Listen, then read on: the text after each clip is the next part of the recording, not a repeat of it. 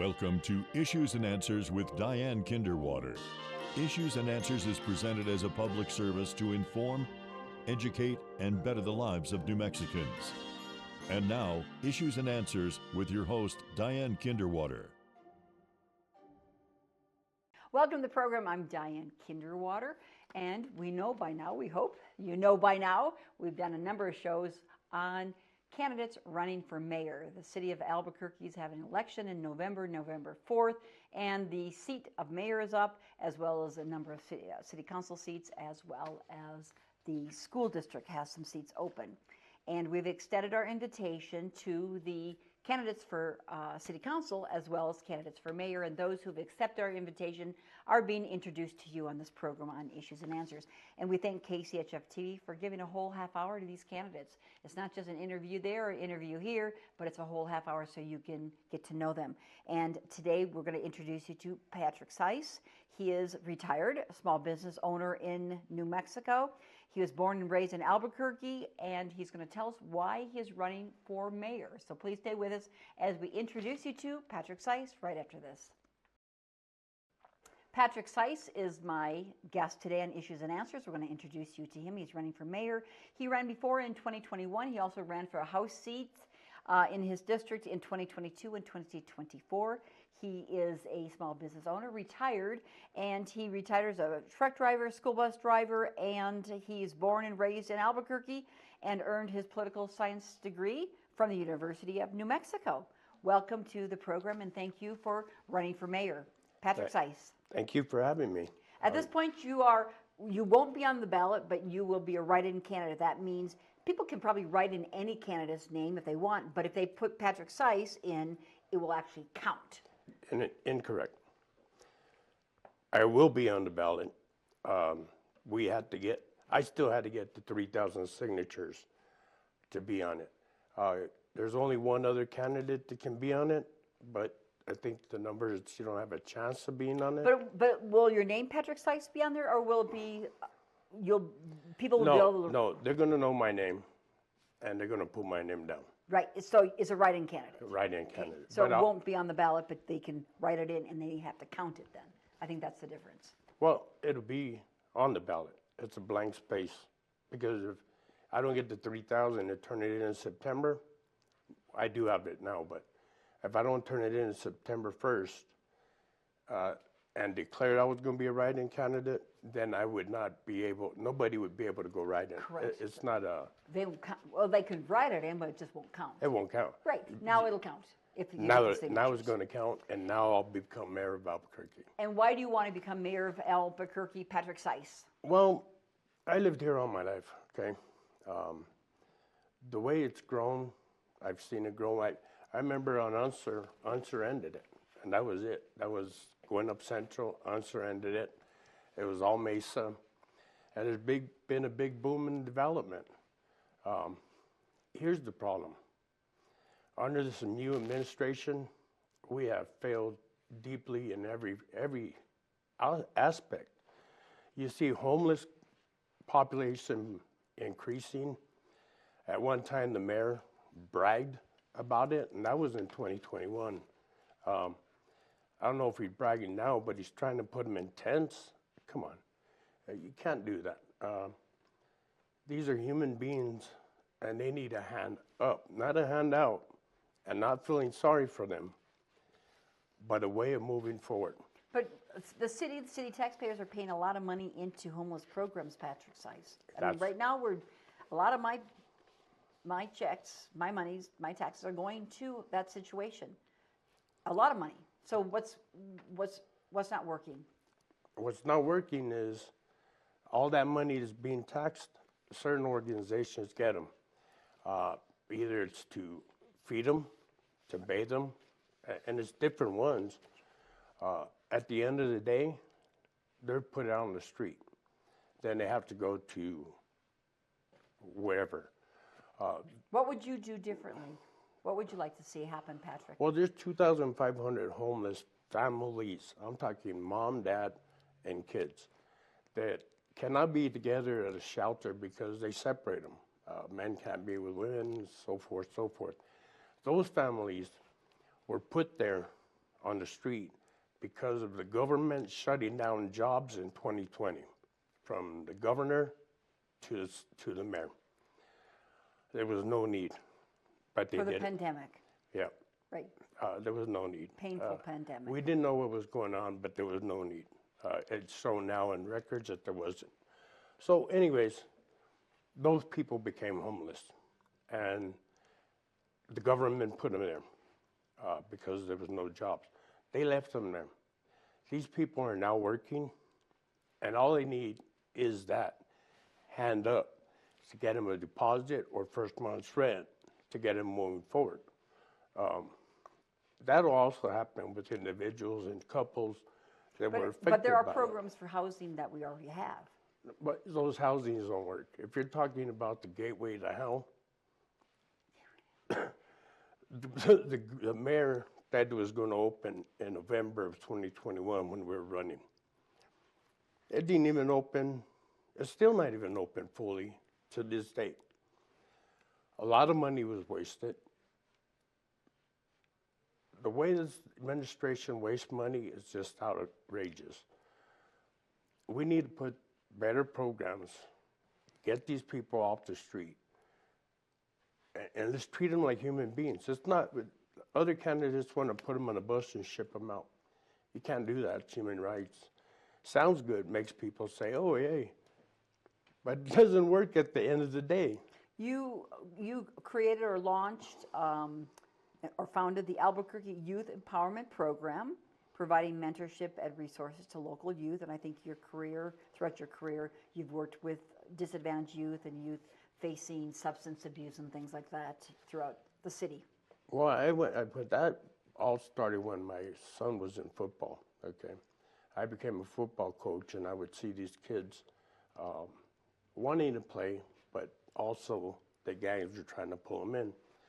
The parents didn't have the resources to get them in these programs. I would fundraise to get these kids into football programs, cheer programs, whatever they wanted to be besides a gangster. How many years had you been doing that, Patrick? What's that question? How many years? How many years? Since 20. Couple decades. Couple decades doing that. Yeah, about 1999, around there. It's been a long time. Very rewarding. What in your background what are your qualifications, I should ask, for being mayor? What are your qualifications? Well, I work with the community. I understand what's going on. I'm not a politician. I don't have this money that, I can throw around and just hang out with the rich people. I'm a normal person, and I live normally. I understand what's going on with people that are struggling. I understand the middle, and I can see what's going on in the high. We need to put all these people together to work together. Separating them as the way it is not working. I feel that working together with leaderships and other programs, we can make Albuquerque a better and a safer place for all. We don't need to be walking out our doors and looking to the side or looking to the back. We just need to walk out the doors, smell the air, and live our lives. What are your biggest issues? What do you believe are the biggest issues facing the city, and what would you do about them, Patrick Sais? Well, one is the homeless, and I kind of went into that. That's another issue. Two is the crime. The crime is out of control. We have an administration from the mayor down to the bottom that doesn't do what they're supposed to do. We have a police department that when you walk up to them, it's not, hi, how can I help you? It's, what do you want? It's rude. We need to rechange that. We really need to change that thinking. So when people walk up to the police, we communicate just like you and I. They're supposed to be our friends and our safety. Now, the way the crime is, we have Medina, we have the mayor, they just don't do anything. When the police are called, it takes a day, maybe. They can get there for certain situations. They focus on certain things. When you call for a homeless situation, the police don't even really go down there. They don't want to deal with that. So we need to retrain the police department, get them better with the public, and let's get this crime out of control. These teenagers that are out there just causing havoc. After the pandemic, we had a case of stupidity running around, I guess, because no one wanted to learn. Everybody wanted to stay home. Everybody wanted a handout. And still people want a handout. The parents, I say parenting is 100% a problem. You parent your kids to the best of your ability. And then there's those parents that don't, they give them a phone at the young age and think that that's going to help with the computer. Nowadays, the kids get on the phone and they have a computer. They can order anything they want. That's what... Right. I don't know what the mayor can do about that. That's Well, society. I mean, truly, is the breakdown of the family and the breakdown of the parents. Breakdown of the parents and the technology. But again, we have a big crime issue with teens, and I don't know if it's associated with getting a cell phone when they're 5 years old or what, but we obviously have that issue here. Well, that's what I'm saying is the parents don't parent. But what can the mayor do about that? Well, what we can do is put those kids that are causing havoc, put them in jail. Let's not baby them. Look, when we were growing up, we were kind of afraid of the police, but we knew we get in trouble. We did something, it was going to be havoc. Our parents wouldn't like that, would they? Yeah, and nowadays, they get a slap on the wrist and out the door.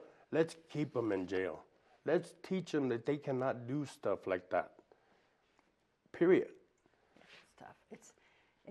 It's a tough issue. It is a tough issue. They're all tough issues. But as the mayor, what's your position on our sanctuary city status? I think it's called, what is it called? Friendliness to immigrants? What is it? What is it called?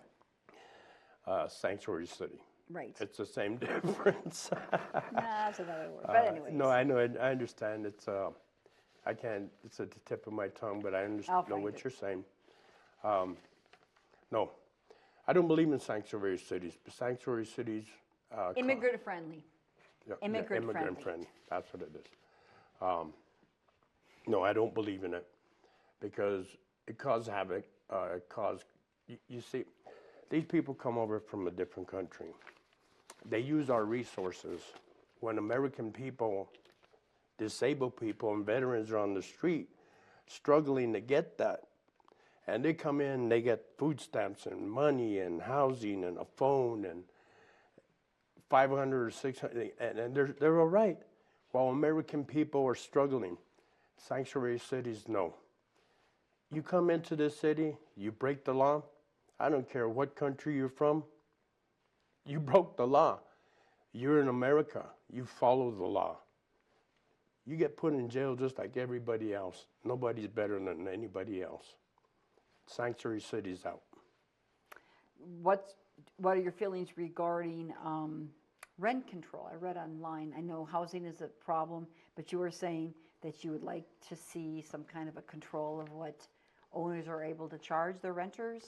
Yeah, well, that's their own property, or you can correct that for me. Yeah, that's not local property owners. I'm talking about investors that are from out of state, corporations and landlords from out of state. But once you start with them, then it comes down to the local people telling them what to do with their property. Not really. I know they'll try, but I don't believe in that part. That part is, it's your property, you're in America, and you earned that property to do whatever you wanted to do. It's yours. I'm talking about other corporations, and you can put a block on it. They come in, they build, and the rent goes up. I want all these fields that are here, I want local contractors to build on them. Housing, fair housing and low-income housing. What can the city do to encourage local builders here in Albuquerque? What can the city do to encourage local people? Well, we can tell them and promise them that other companies from out of state will not come in and bid on those jobs, keeping it down. You look at it, you open up the field for everybody. You get contractors from out of state, they're already starting up here. Locals are starting down here. So once they start, you'll never catch up to the top. So local businesses, local contractors, let's get them out here. Let's give them a little bit of incentive. If they finish a contract a little bit, just throw them a little bit of incentive out there. The faster they build those houses, the faster we get people homed. What do you think about the quality of our streets and roads in Albuquerque, our infrastructure? The infrastructure, we need a lot of repairs here in Albuquerque. The only thing is I don't like when they go up and they tear up a street and then they come back and tear up the street again for another 5 feet. I'm pretty sure they know that 5 feet is bad before they close it, you know? They could have done it all at once. I've seen that, yeah. So they tear it up and it costs double the money. There's no common sense in that kind of stuff. Let's stop that. It's common sense. Look at the Unser property. $2.5 million, I think, was spent on that thing. That thing is not going anywhere. Nobody's going to destroy that. That's a piece of New Mexico or Albuquerque that's never going to go. It's considered with the Unsers. So nobody's going to go in there and destroy it. So the city goes and spends $2.5 million. For what? That was a waste of money. What are you talking about, the Unser Museum? What are you talking about? No, the Unser property on Unser and Central. That big property in the corner. It's not going, it's there. It's an historic site. It's there. It's always been there. It's always been known as the Unser property. City didn't have they didn't have to go spend $2.5 million. Now let's talk about spending stupid.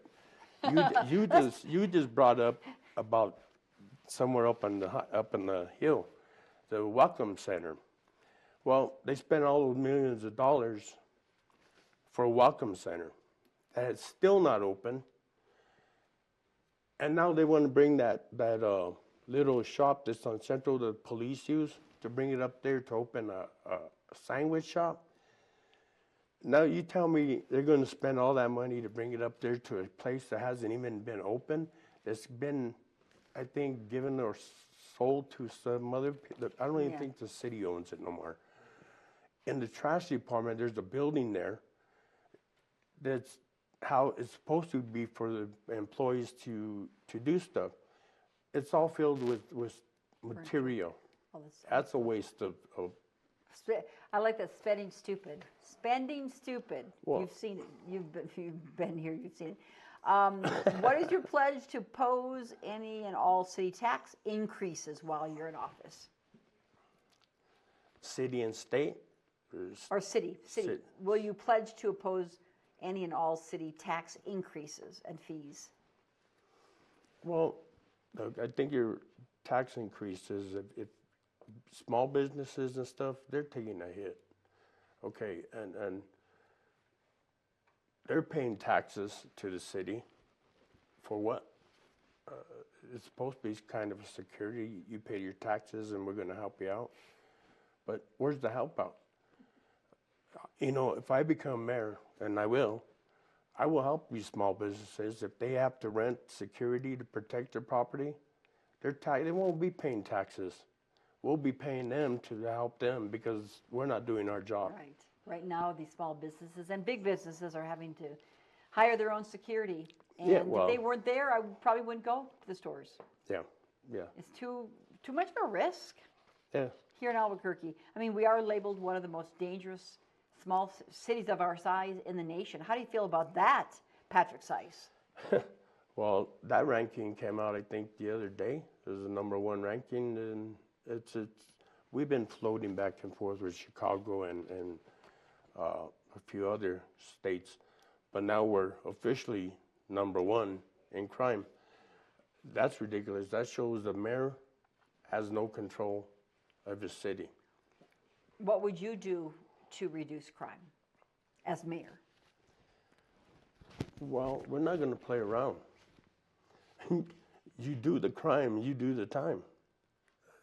The laws are on the board. It's been there. You have to follow them.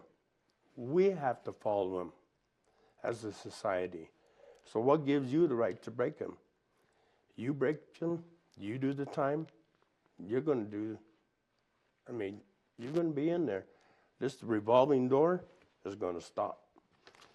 Albuquerque citizens, Buqueños, we all need to be safe, and we're not safe.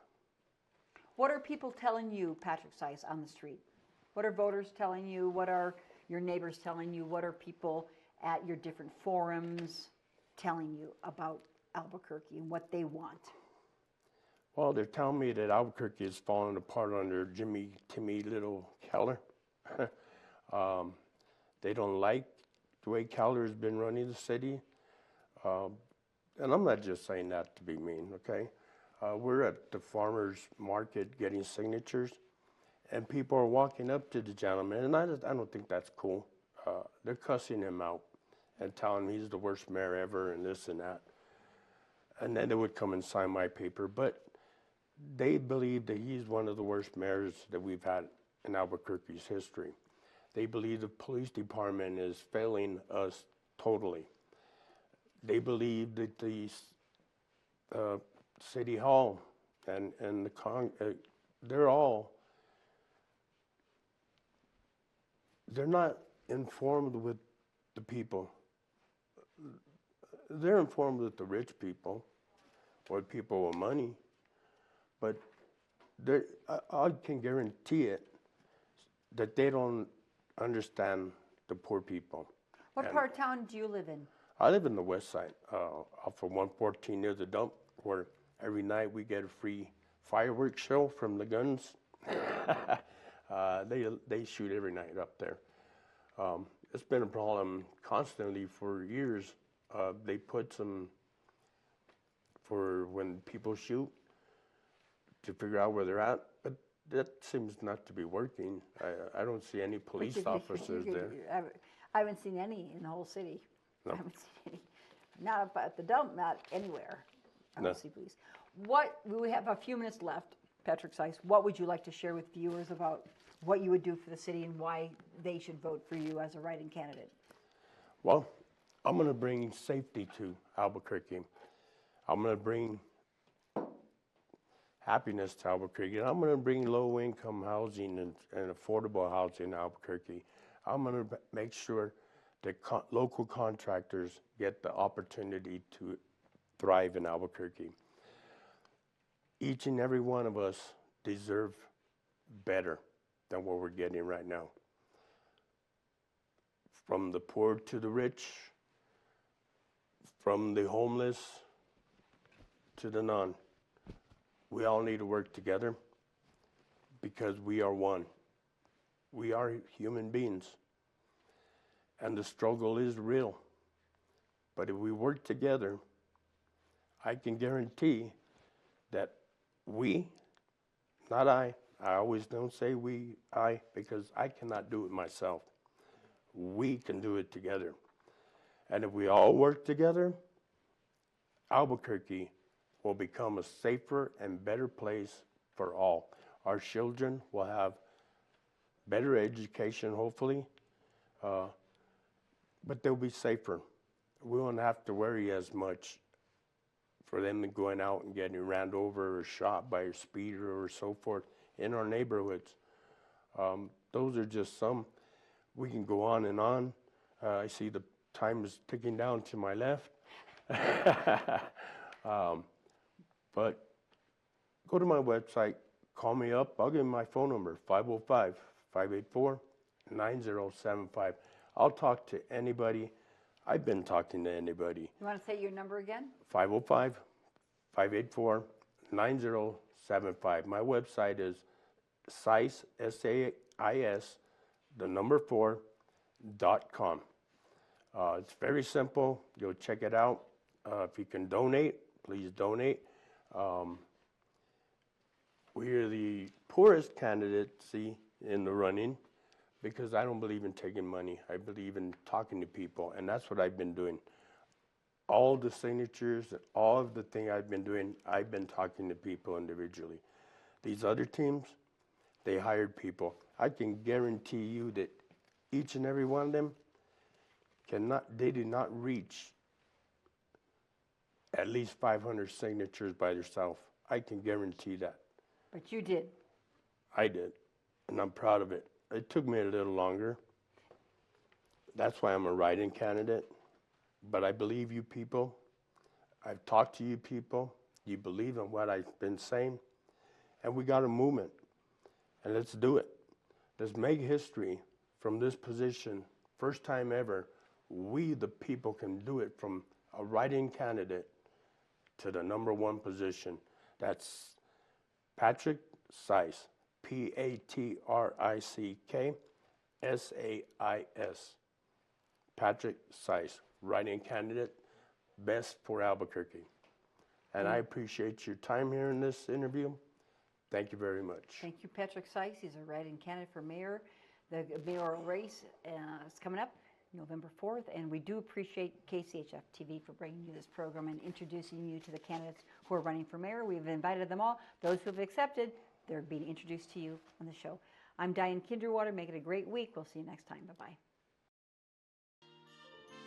Issues and Answers with your host, Diane Kinderwater, is presented as a public service to inform, educate, and better the lives of New Mexicans. To comment on today's program, email us at info@kchftv.org or call us at 505-345-1991. Join us again for Issues and Answers with Diane Kinderwater.